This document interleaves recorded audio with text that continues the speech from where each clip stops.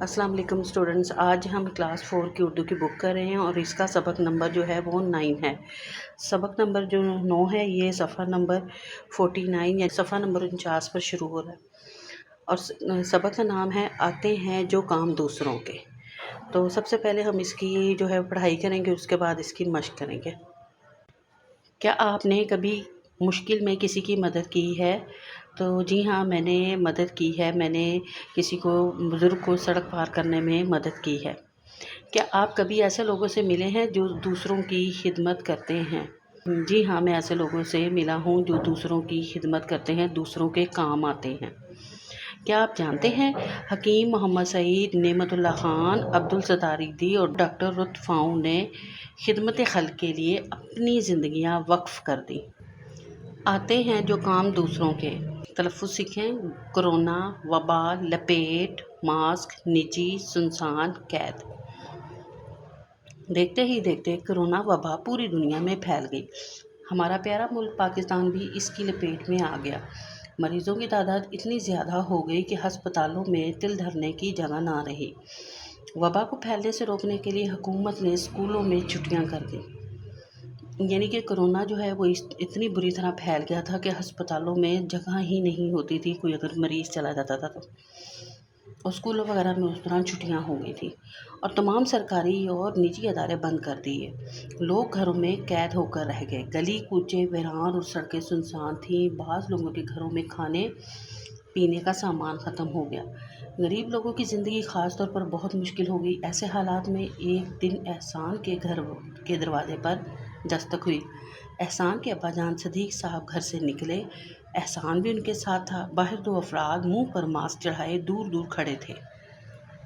सदीक साहब ने उन दोनों अफराद को सलाम किया। उन्होंने सलाम का जवाब दिया। फिर उन दोनों ने सदीक साहब से कोई बात की, जिसके बाद सदीक साहब घर गए। एक थैला आटा, खाने पीने का सामान लिया और उनकी गाड़ी में डाल दिया और सदीक साहब ने उन्हें कुछ रकम भी दी, जिसका उन्होंने शुक्रिया अदा किया और चल दिए।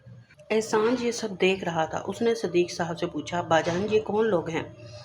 सदीक साहब, बेटा ये खिदमत खल्क़ की एक तंजीम के लोग हैं। ये मुश्किल हालात में गरीबों, नादारों और ज़रूरतमंदों की मदद करते हैं। एहसान, अब्बा जान ये सामान कहाँ लेकर जाएंगे? सदीक साहब, ये लोग कोरोना वायरस से बचने के लिए ज़रूरी चीज़ें तमाम लोगों को देते हैं, मसलन मास्क और सैनिटाइज़र वगैरह। बाकी खाने पीने की चीज़ें अमीरों से लेकर ज़रूरतमंदों तक पहुंचाते हैं। आपको पता है कि इस वक्त दुकानें, बाज़ार और रेस्टोरेंट बंद हैं। इस वबा से वो लोग ज़्यादा मुतासिर हुए हैं जो दिन को मेहनत मजदूरी करके शाम को अपनी और अपने बच्चों की ज़रूरियात पूरी करते थे। अब उन्हें काम नहीं मिल रहा, वो खाली हाथ हैं। ये लोग ज़रूरत की चीज़ें ऐसे लोगों में मुफ्त तकसीम करते हैं ताकि उनकी ज़रूरियात पूरी हो सकें। एहसान, अब्बा जान ये लोग सिर्फ खाने पीने की चीज़ें तकसीम करते हैं? सदीक साहब, बेटा इन लोगों ने कोरोना के मरीज़ों के इलाज के लिए खुसूसी मराकज़ सेहत बनाए हैं, जहाँ डॉक्टर और दीगर तिबी अमला इस वबा का मुकाबला करने के लिए मुकम्मल हफाजती सामान के साथ मौजूद है। एहसान, अच्छा तो ये लोग गरीब और मजबूर लोगों की खिदमत करते हैं? सदीक साहब, हाँ बेटा, किसी लालच और गर्ज के बगैर सिर्फ अल्लाह की रज़ा के लिए लोगों की मदद करना खिदमत खल्क़ कहलाता है। पाकिस्तान में खिदमत खल्क़ की कई तंजीमें काम करती हैं। एहसान, क्या खिदमत खल्क़ की ये तंजीमें सिर्फ वबा के मौके पर काम करती हैं? सदीक साहब, बेटा ये तंजीमें हर किस्म की कुदरती आफात में लोगों की मदद करती हैं। ये सैलाब से मुतासरा लोगों के काम आती हैं। इसके अलावा ये तंजीमें आम हालात में भी लाचार, बीमार और गरीब लोगों की मदद करती हैं। ज़ख्मियों को हस्पताल पहुँचाने के लिए एम्बुलेंस मुहैया करती हैं, ज़ख्मियों के लिए खून का बंदोबस्त करती हैं, अस्पताल बनाती हैं, गरीब तालिब इल्मों को वज़ाइफ देती हैं और बेरोज़गारों को कर्ज़े फराहम करती हैं। अब्बा जान ये तो बहुत अच्छी बात है। मैं बड़ा होकर खिदमत खल्क़ का काम करूँगा और लोगों के काम आऊँगा। सदीक साहब मुस्कुराते हुए, बड़े होने का इंतज़ार क्यों, आप इस वक्त भी खिदमत के काम कर सकते हैं। एहसान चौंक कर, वो कैसे? सदीक साहब, अपनी जेब खर्च से मजबूर लोगों की मदद करके। एहसान ने कुछ देर सोचा, फिर अपनी जेब से 100 रुपये का नोट निकाला और अपने अब्बा जान के हाथ में देते हुए कहा, अगली दफ़ा जब ये लोग आएँ तो इनको मेरी तरफ से दे दीजिएगा। اس سبق سے ہم نے کیا سیکھا؟ اس سبق سے ہم نے سیکھا کہ دوسروں کی مدد کرنا خدمت خلق کہلاتا ہے۔ پاکستان میں خدمت خلق کی کئی تنظیمیں کام کر رہی ہیں۔ اچھا انسان وہ ہے جو دوسرے کے دکھ درد کو اپنا سمجھے اور لوگوں کے کام آئے۔ ٹھہرے اور بتائیں، وبا کے دوران میں اسکول کیوں بند تھے؟ اسکول اس لیے بند ہو گئے تھے تاکہ بیماری جو ہے وہ پھیل نہ سکے۔ اور رضاکار صدیق صاحب سے کہاں ملے تھے؟ تو رضاکار جو ہے وہ صدیق صاحب سے ان کے گھر کے باہر ملے تھے۔ الفاظ کے معنی ہم سب سے پہلے سمجھیں گے۔ یہاں پر یہ الفاظ ہیں اور ان کے معنی ہیں۔ وبا معتدی بیماری، سنسان، ویران یا غیر آباد۔ ماسک، وائرس سے بچنے کے لیے ناک اور منہ ڈھانپنے کا پردہ۔ لپیٹ میں آنا، پھنس جانا، شکار ہونا۔ آفت، مصیبت یا تکلیف۔ رضاکار، اپنی مرضی سے بلا معاوضہ کام کرنے والا۔ دل دھرنے کی جگہ نہ رہنا، بالکل جگہ نہ رہنا، بہت زیادہ بھیڑ ہو جانا۔ سینیٹائزر، ایسی دوا جسے ہاتھوں پہ مل کر جراثیم سے بچے رہتے ہیں۔ زلزلہ، زمین کا ہلنا یا بھونچال۔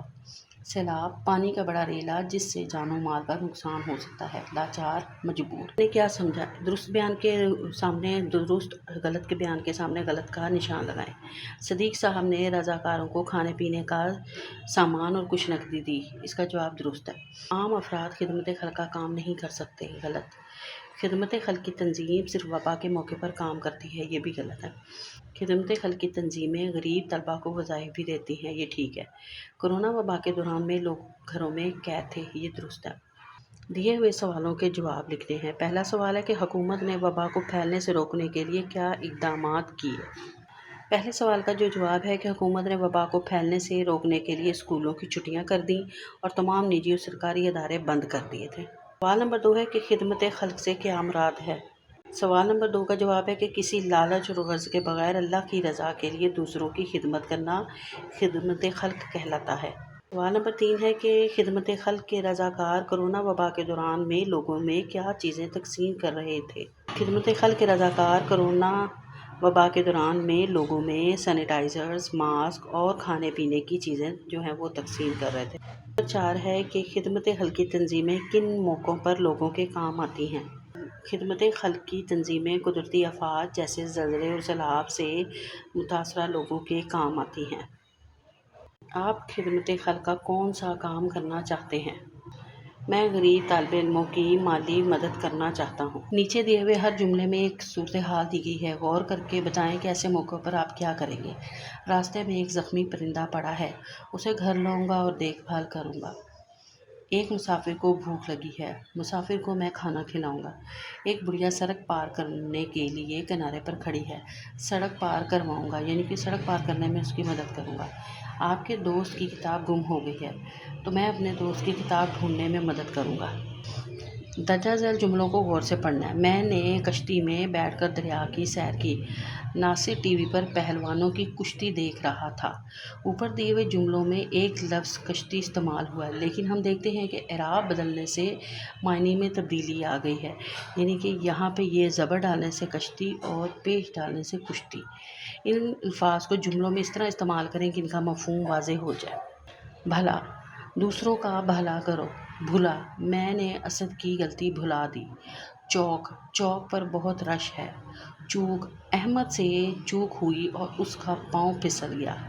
بل، میں اپنے بل پر ترقی کرنا چاہتا ہوں۔ بل، احمد نے سانپ کا بل دیکھا۔ کل، کل عثمان اسکول نہیں آیا تھا۔ کل، میرے پاس کل 100 روپے ہیں۔ قواعد سیکھیں۔ درجہ ذیل جملوں کو غور سے پڑھنا ہے۔ جمیل کہتا ہے کہ میں اسلام آباد جاؤں گا۔ عابدہ بہت نیک ہے، وہ بزرگوں کا ادب کرتی ہے۔ تم نے ٹھیک کام کیا۔ ان جملوں میں وہ، تم ایسے ضمیر ہیں جو فاعل کی جگہ پر استعمال ہوتے ہیں، اس لیے انہیں ضمیر فاعلی، فاعل کی جگہ استعمال ہوئے تو ضمیر فاعلی کہتے ہیں۔ دی ہوئی عبارت میں سے ضمیر فاعلی کے گرد ہم دائرہ لگائیں گے یا انڈر لائن کریں گے۔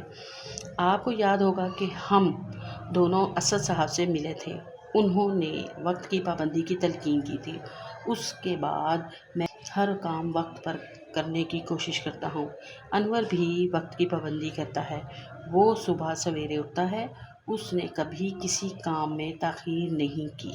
यहाँ पर ये पढ़ेंगे आप। रवानी से रेल गाड़ी स्टेशन पर रुकी तो कितने ही मुसाफिर एक साथ उतरे। उतरने वालों में एक बाबा जी भी थे, उनके साथ एक कमसिन लड़का था। धूप बहुत तेज थी, हर कोई इस कोशिश में था कि किसी तरह साये में चला जाए या फौरन किसी सवारी में बैठकर अपने घर की तरफ रवाना हो जाए। बाबा जी ज़ईफ थे, शायद कुछ बीमार भी थे। उन्होंने इधर उधर देखा, लेकिन ना तो कहीं साया था और ना बैठने की जगह। उन्हें कोई लेने भी नहीं आया था। अचानक एक लड़का बाबा जी के पास पहुंचा, कहने लगा, बाबा जी आप परेशान नजर आते हैं, क्या मैं आपकी कोई मदद कर सकता हूँ? बाबा जी ने कहा, बेटा मैं इस शहर में पहली बार आया हूँ, मुझे यहाँ के बारे में कुछ मालूम नहीं, मुझे इस पते पर जाना है। बाबा जी ने एक कागज़ का टुकड़ा उस लड़के की तरफ बढ़ाया। लड़का उनके साथ रवाना हुआ और बाबा जी को मंजिल तक पहुँचाने में उनकी मदद की। तो ये पैराग्राफ जो है आपने इसको सिर्फ पढ़ना है। यहाँ पर नीचे एक कहानी लिखी है जिसको आप पढ़ेंगे और इसको मुकम्मल करेंगे। एक बूढ़ा किसान था और उसके 3 बेटे थे। बेटे जो थे वो हर वक्त आपस में लड़ते रहते थे। किसान बहुत परेशान रहता था। आखिर उसने सोचा और एक तरकीब लड़ाई। उसने लकड़ियाँ मंगवाई, लकड़ियों का गट्ठा बनाया और उसको अपने बेटों को कहा कि बारी बारी तोड़ो। तो उन लड़कों से वो जो है ना टूट गई। और लेकिन जब किसान ने गट्ठा बनाया तो वो लकड़ियाँ उनसे ना टूटी। तो इस तरह किसान ने अपने बेटों को बताया था कि ज़िंदगी का असल मकसद भी मिलकर रहने में। अगर तुम लोग अलहदा रहोगे तो हर कोई तुम लोगों को आपस में लड़ा सकता है, क्योंकि तुम कमज़ोर हो जाओगे। अगर मिलकर रहोगे तो तुम लोग एक ताकत बन जाओगे और कोई भी तुम लोगों को हरा नहीं सकेगा। तो ये कहानी है और इस कहानी को आपने पढ़कर और मुकम्मल करना है। तो आते हैं जो काम दूसरों के। ये हमारा सबक जो है ख़त्म हो गया। आपने चैनल सब्सक्राइब कर दें। वीडियो अच्छी लगी हो तो लाइक कर दीजिएगा।